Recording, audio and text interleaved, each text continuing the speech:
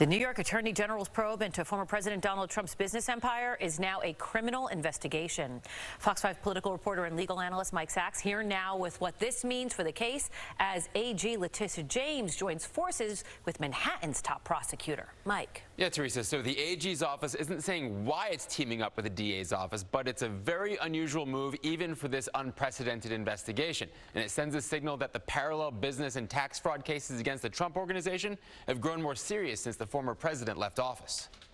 Anytime the AG takes a civil investigation and turns it criminal, that's a big escalation. Former state prosecutor Justin Wagner's old boss, New York Attorney General Letitia James, intensifying scrutiny on the former president's business dealings. Her office Tuesday night announcing, quote, "We have informed the Trump Organization that our investigation into the organization is no longer purely civil in nature. We are now actively investigating the Trump Organization in a criminal capacity, along with the Manhattan DA." If you put the DA's office and the AG's office together, that's a lot of legal firepower. And Trump is firing right back, attacking both James and Manhattan DA Cy Vance in a lengthy statement on his website, writing, quote, "There is nothing more corrupt than an investigation that is in desperate search of a crime. But make no mistake, that is exactly what is happening here."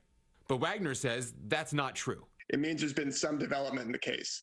I don't know what it is here, but typically it'd be something like a new piece of evidence, a new document, or even a cooperating witness. Vance and James's investigations grew out of former Trump Organization lawyer Michael Cohen's congressional testimony in 2019. To your knowledge, did the president ever provide inflated assets to an insurance company? Yes. Do you think we need to review his financial statements and his tax returns in order to compare them? Yes, and you'd find it at the Trump org. Congress and Vance's office then subpoenaed those financial records. Trump refused, triggering a legal battle that went all the way to the U.S. Supreme Court before the Trump Organization's accounting firm handed over millions of pages of documents to a Manhattan grand jury earlier this year. And now, Wagner says, the state AG's office could follow suit. They're probably thinking hard about a grand jury and taking other actions to compel evidence through the criminal process.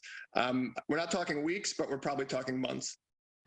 And the AG's move comes as Vance's investigation is reportedly seeking the cooperation of Trump Org CFO Allen Weiselberg over the past weeks, issuing financial records, subpoenas to his former daughter-in-law and her kids' private school, according to the Wall Street Journal's reporting. Teresa? All right, Mike, thank you.